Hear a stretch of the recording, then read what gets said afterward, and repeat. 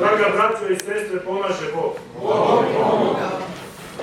Da vam se zahvalim svima vama što ste se sabrali sa raznih srpskih strana ovde, da ponovo u oči Savinog dana otvorimo još jednu bolnu temu, još jednu stranicu o tome kako da sačuvamo našu kulturu, naš jezik, našu istorijsku svest, našu ćirilicu.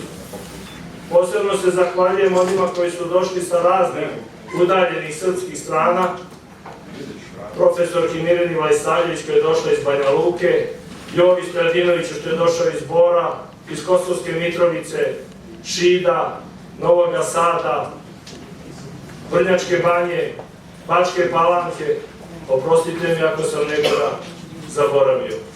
Kao što je i red, svako naše saborovanje odpočet ćemo sa Oče naš. Izvolite.